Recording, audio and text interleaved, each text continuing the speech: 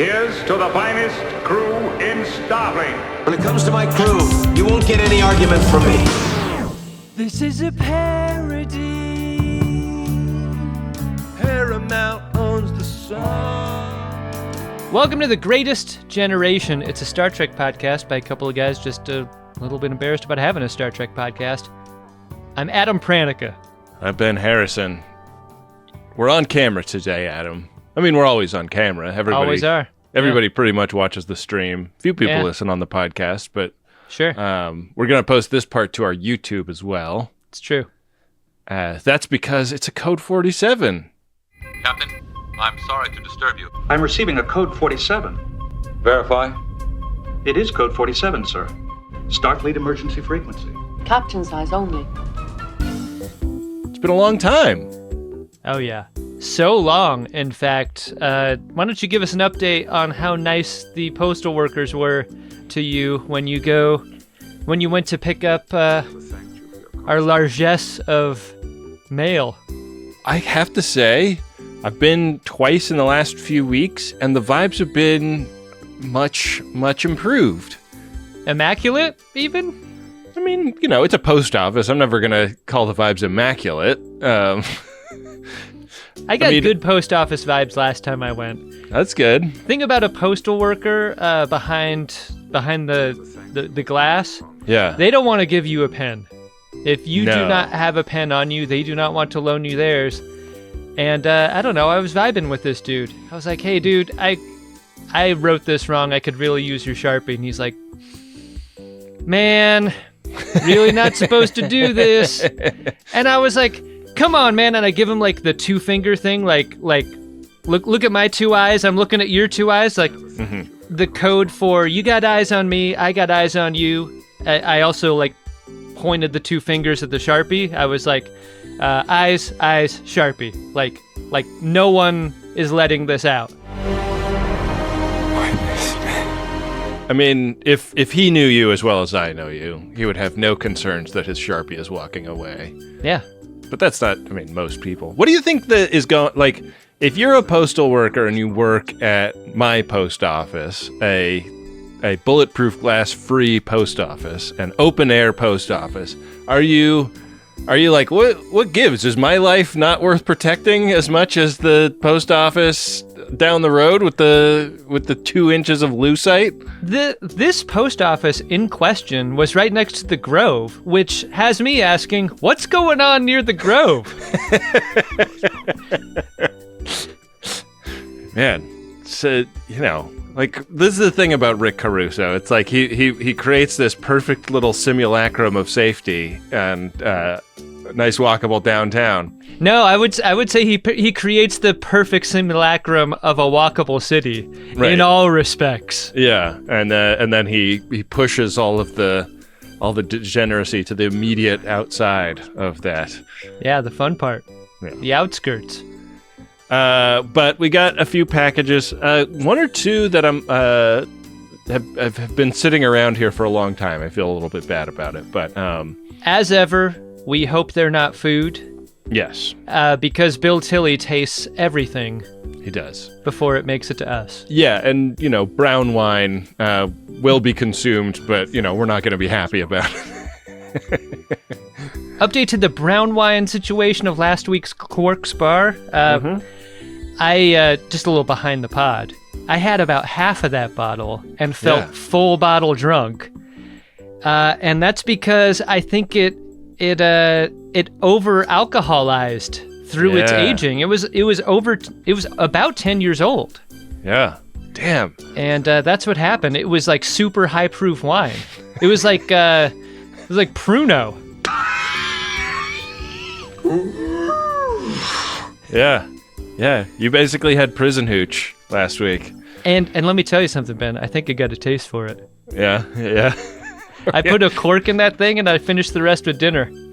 Are you starting to look for like prison themed bars in your neighborhood? Like, you know, there's tiki bars to make you think you're in the tropics. There's also like Pruno bars to make you think you're in the cooler. I'm keeping it more local than that, Ben. I got a bathroom near the studio out here in the ADU. I got a Ziploc bag with some fruit rinds and stuff in there. I started my own batch. Amazing. Great. Well, can't wait to taste it next time I come over and visit. Yeah. We're going to start today with a beautiful postcard that... Wow. This is a hand-drawn postcard of Quark and Morn hanging out at Quark's bar. Did it go through the mail like that? It did. What? It arrived perfect. I mean, if anything's immaculate at the post office, it's this card. It comes from Kyle F. out of St. Paul, Minnesota. Incredible. Dear Ben and Adam, I also just wanted to show you Kyle's penmanship. Really nice. Very distinctive and beautiful penmanship. There's no way Kyle's a doctor or a teacher or who are the others with notably bad penmanship? Like contractor. Adults over 40? Like anybody that's writing you an invoice on one of those pads that has like 3 different sheets to make copies of the invoice. The guy at the home center who's doing the pulls of the lumber for you? Yeah. That guy. Can't read that. That's not what Kyle does. He's a very talented artist. Dear Ben and Adam, please enjoy a hand-painted postcard. I don't know anybody in my life that likes DS9 personally, only parasocially. Thanks for years of entertainment. I'm sure I'll catch up on the pod someday. And his Blue Sky handle is at Nadthorne, NADTHORNE.bsky.social. Really gorgeous stuff. I'm gonna put that right up on my wall. That is really nice. That's really great stuff. We should collaborate on some artwork together, some Greatest Gen artwork. Wouldn't that be fun? That would be great. Nadthorn, of course, is what happens when you drag your nards through a prickly bush. Yeah, through a gorse bush, maybe. This one, Adam, this looked really familiar to me. Maybe we opened another one just like it. This is from Defested. Okay. And it's to both of us, and I found it sitting here, and I was like, man, this looks like something I feel like I remember opening. You remember Defested sent us those things for sealing wax? Yes. Is it possible that this is just another one of those, and Defested sent 2, and we only opened one of them? Did this fall between the cracks of your broken studio chair? Like a lost piece of mail on a mail truck? I'm still in my broken studio chair, which only is in the lean back position anymore. It's really making life delightful, especially this past week where I've been doing a lot of desk work in particular. You got up and left during a production meeting, and me and Wendy were hypothesizing whether or not that was a new chair or not. She thought it was a new chair, and I said, no fucking way. No, I don't have money for it. How would I afford a new chair? Yes, this is another set of stamps that we can use to seal envelopes. Finally. There's a BH one. That's cool. Hey, that's really nice. I'll go with that one. That would mean Brum Hadam. Anyone who got a letter from me would know that. Yeah, of course. That is a Greatest Generation logo one with the Starfleet Delta and the lasers. That's real nice. And just a regular old Starfleet Command Delta one. And there's a little unit that they magnetize to. So just to be clear, there is no AP stamp? I think that must have come in the other one. Must have, yeah. Let me see if I have that over here. That would make great pod if you went and searched for that. I found it! Hey! Hey, absolutely no editing is what happened just then. Ben instantly found it. There it is, my initials. AP! Pretty great. And you even got, like, cooler lettering than I did. I mean... Mine's just regular lettering. Yours is cool. Me and Defested are good buds. God damn it. What did I do to piss Defested off, is my question. They probably have a list. Yeah, I'm guessing. Maybe that's why my maybe that's why my medical app doesn't work all the time. Defested's going in there and putting their thumb on the scale. Okay. Got got another package here. This one is from Brian Fernandez out of Huntley, Virginia. And feels like books. I'm going to go ahead and guess books.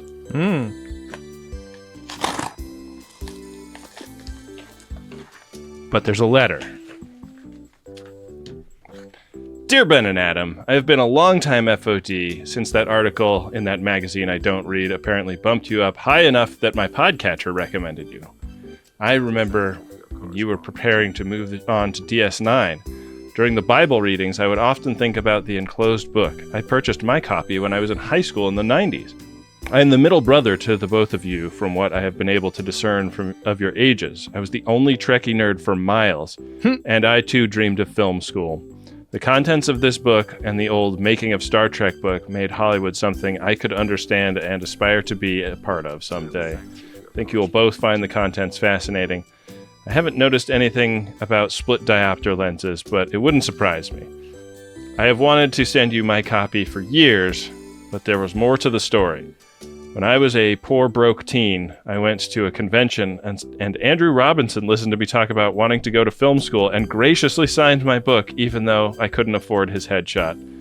So now surely Ben understands. I can't give away such a gift, so I purchased one to send to you. Then, of course, I was worried that was rude, so I planned on sending two. Then COVID happened. Then we couldn't afford to pay Max Fund for a while, and I was too embarrassed to send a book when I couldn't even pay for the subscription. Oh, don't worry about that, man. Like, we don't know who is and isn't paying. That's totally opaque to us. You and this person should be friends. I love this guy. I was years later. I thought I lost the third copy. My wife says I never reordered it. So I have ordered yet another copy so I can finally complete the task I set out for myself in 2019. Please enjoy these used copies of an old book, which are either the second and third or second and fourth copies I have purchased in my life of the same book. I have enclosed in each of your books a photocopy of the autograph of that king among kings, Andrew Robinson. Mm-hmm. Sincerely, B. Fernandez of Virginia. P.S. attached is a picture of what my copy looks like now. You probably wouldn't want it. I put plastic on it in the 90s, but then it sat on the toilet at my college house for like 5 years. P.S. My wife says if we ever find another copy here that isn't my old gross copy, she will send in a P1 to let you all know. Because all she does is bets. P.S. I did make it to film school, just like you. Again, I no longer work in video editing. Wow. Oh, man. So what a story, Brian Fernandez. Here is the copy we're glad we didn't get. Yeah, don't need the toilet book. Cool. And here's one of the nice, fresh used copies that Brian sent in. Oh yeah, look at that cover, nice and glossy. Definitely not spent any time on a toilet. Almost no weaponized fecal matter coagulated on its surface. No. This is great. Here's the photocopy of Andrew Robinson's signature. Very cool. Right there on the page about. I wonder if. Oh, this is about his magnifier. This is great. What? Oh man, I love this. Schematic pictures of the insides of runabouts and stuff. Just how fucking sexy. Do you think it would make Brian happy or disappointed if we both took these books and put them on our toilets? In honor of him. My toilet is a pretty high action zone right now, given the almost 3-year-old who's learning to use it at the moment. Here's a question about toilets. I'm seeing a lot of toilets with buttons in the middle of the lid. Yeah, that's what my toilet has. Yeah. Are we, by going in that direction, what we're doing is taking out a great place where books used to live? Yeah, but it wasn't a great place for books to live, because then when you had to fiddle with the little chain inside, you had to move everything off the top of the cistern to do it. Always do. Yeah. Yeah. A nice clean lid now. Just button. Just button. Yeah. And it's good because it's enough out of the way that the toddler isn't going and flushing it, willy-nilly. Because toddlers love levers. They just love, they love seeing the result of an action. Now it's just one button only. All right, thank you so much, Brian. One last thing here, and this is from Clayton out of St. Helena, California, and I believe Clayton was the fella who won our contest in the Max Fun Drive. He was the winner of a nubbin bug. Amazing. For joining and or boosting during the Max Fun Drive. Oh man, look at how lucky I am. I opened it at this end. That's the end the letter is at. Should buy a lottery ticket. I know. I mean, I would never, but I appreciate the use of the expression. Keeping it fun. That's Yeah. Benjamin R. Harrison. All right, what do we got here? Dear Adam and Ben, I'm still in a state of shock over having won the nubbin bug during the Greatest Gen Drive. Truly, I never win anything. The two exceptions are the nubbin bug and a book on CD of William Shatner's autobiography, which was taped under my seat at Greatest Gen Con in Brooklyn like 6 years ago, or whenever that was. I still haven't listened to it, and I don't have a CD player. I'm so sorry. I was expecting a book report like 2 years ago. What, do you think we got that book for free? We did get that book for free. The nubbin bug is truly an honor, one I'm embarrassingly proud to have on display in my office, causing my wife to roll her eyes every time she walks by. Thank you so much. In any event, my cup runneth over with your generosity, so I feel it only appropriate to fill yours and hopefully Wendy's, Rob's, and Bill's as well, with some wine from my wife's family vineyard. Whoa! Oh, a replenishment of FOD wine. This is amazing. What timing! Incredible. This is a real lose-lose situation for her. These are two of my favorites, a Cabernet Sauvignon for the red wine enthusiasts at Uxbridge Shimoda and a Sauvignon Blanc for the Cougars. It sounds like neither of those is for me because I'm a brown wine enthusiast. Please enjoy in good spirits, and thank you for all you do to improve the lives of FODs everywhere. If you ever find yourselves up in Napa Valley, I hope you'll hit me up. Warmly, Clayton. P.S. When you asked me if I boosted or upgraded during our chat, I honestly had no idea there was a difference. But mine was an upgrade, which I think is better. No boost! P.P.S.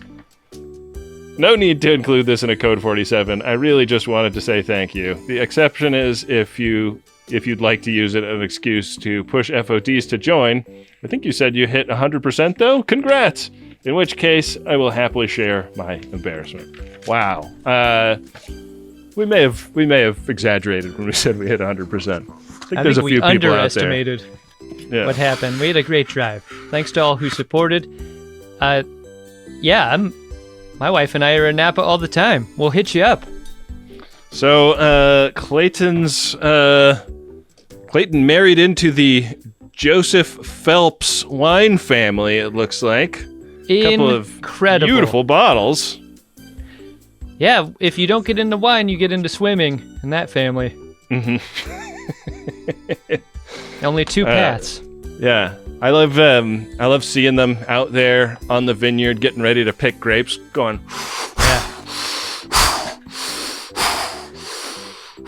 Two paths in a vineyard, and I took the one that was wet. Adam, we got some great gifts from the FODs, and we've got... Really did. So generous and thoughtful. Thanks, guys. And Archer finds some generous and thoughtful aliens in today's episode. Doesn't he, though? Yeah. Wow. Just a really uplifting, positive episode on deck today. Something that I know I'll come back and rewatch time and time again when I'm trying to relax. It's Enterprise Season 3, Episode 19, and it's called Damage. You're the captain, sir. You're entitled. Not entitled to ramble on about something everyone knows.